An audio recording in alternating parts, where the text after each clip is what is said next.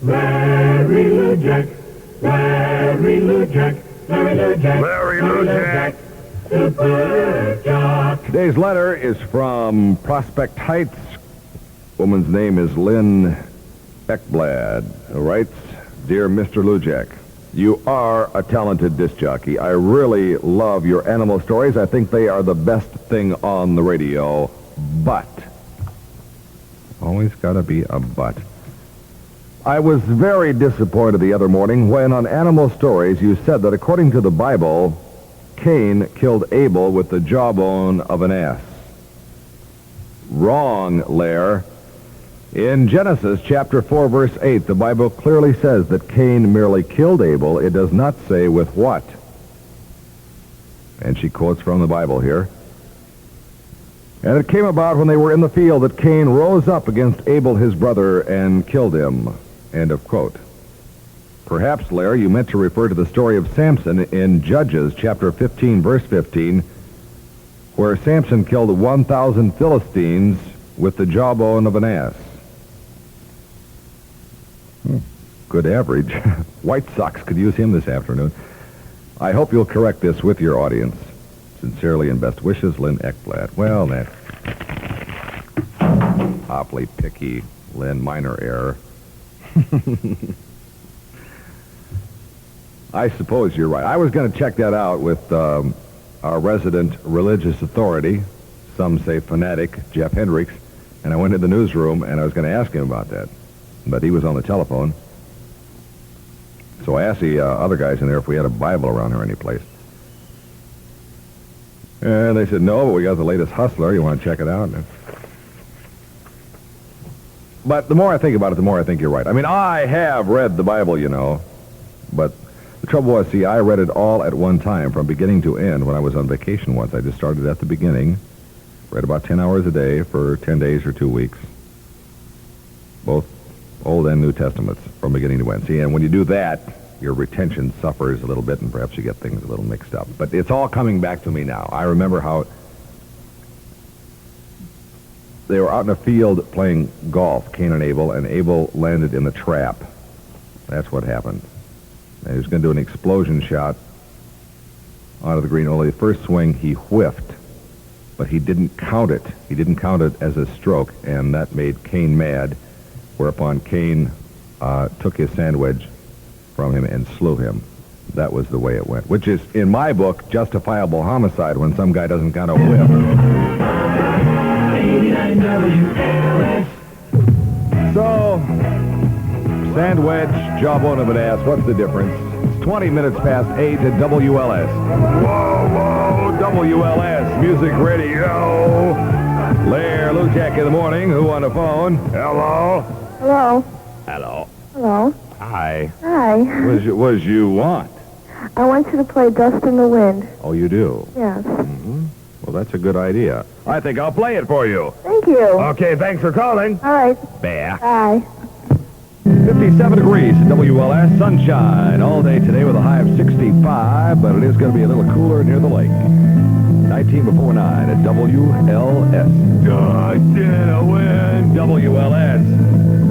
Music Radio, 17 minutes before 9 o'clock. Attention, smart shoppers. Look at this Sunday's Tribune for Blair Inserts Coupon Supplement. You'll find money-saving coupons for Maxwell House Instant Coffee, Quaker 100% natural cereal, Sizzling, 50% leaner than average bacon, Banquet fried chicken, your favorite Planters snacks, Irish Spring deodorant soap, Selsun Blue dandruff shampoo, Easy to Be Me panty and hose in one and mighty dog food. You'll find these valuable coupons in this Sunday's Chicago Tribune. Goes granola. Know what that's all about? That's about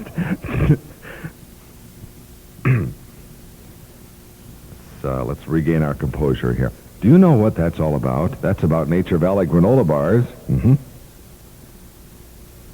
Something in my nose, which is making my nose itch. Insect flew in or something. Well, anyway, Nature Valley granola bars are a wholesome and delicious snack. for the whole family. And they're in a shape made for snacking. It's real easy to put them in your mouth. There's handy bars, 2 in each foil pouch that you can put in your pocket, or a handbag, a lunchbox, or your shoulder holster for munching on any time. Nature Valley granola bars are made out of all natural stuff. No additives, no preservatives. They got 4 special flavors: honey and oats, coconut, cinnamon, and peanut. And each one is toasty, crunchy, wholesome, and delicious. So buy them. Nature Valley granola bars. This weekend, get it all together in Friday's new Sun Times. Weekender shows you how to make the most of your break with special features to help you plan it. This Friday, you'll find a guide for senior citizens listing music events, movies, and theaters with special discounts for those over 65, plus Night Lifeline, a humorous new column that tells you where to go in Chicago with anyone from your mother-in-law to your mistress. That's what it says here. It's all exclusively in Weekender. Get your weekend all together with Friday's new Sun Times.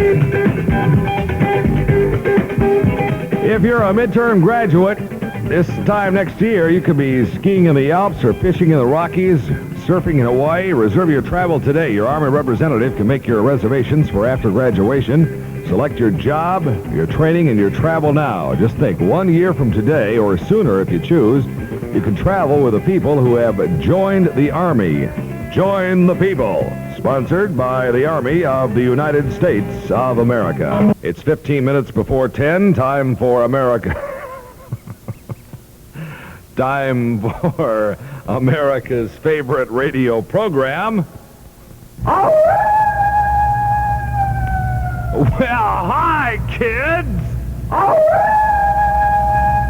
Good morning, children of all ages. Once again, it's time for Animal Stories with their charming and delightful old Uncle Larry. And his faithful sidekick, little snot-nosed Tommy. Hi, Tommy. Morning, Uncle Larry. All right. Well, Animal Story warning. Those of you who do not like sad stories, at best, turn off the radio for a couple of minutes here. First, this bulletin just handed you. Just handed to me by Jeff Hendricks. Animal Story Bulletin. Zuella the elephant up at Grand Rapids. Remember that was that elephant we were talking about a couple of weeks ago where she turned nasty and cranky all of a sudden because her handler was sick and she was trying to kill guys because she was just used to this one handler and she was trying to throw them down, do headstands on them. Yeah. Which naturally upset them a little bit. And that was the same elephant who at one time recently threw the zoo director through the bars of her enclosure. Well, she had to be destroyed today. However, it was not because of that. She mysteriously became ill herself this past week, last Tuesday, and collapsed for some unknown reason. And this is one of those cases where she could not get back up again. Anytime an animal that size goes down, the longer it stays there, the less likely it is that it will be able to get up on its own power because they lose their muscle tone very fast and become very weak. You're going to have an autopsy, Uncle Larry, figure out what's wrong with her? Yeah, they are. I guess her handler, who was sick himself and had not been at work lately, he had visited her every day trying to get her to get up, but she didn't make it. Well, that was a sad story. Here's one that's even worse. It's an airliner, an Airways, I don't know what the name of this outfit is, not a U.S. Airline, it's from Hong Kong, has been fined for cruelty to turtles. An airline? This is the second time in a month that they've been fined for cruelty to turtles. I guess what happened here was they were shipping 219 live turtles to Hong Kong, where they will be sold to gourmets who pie for turtle soup and stuff like that. Oh, this is weird. I can't figure out why they would do this. The reason they were fined for cruelty to these turtles is because it says that they had their feet stitched together in the crates, which caused unnecessary suffering.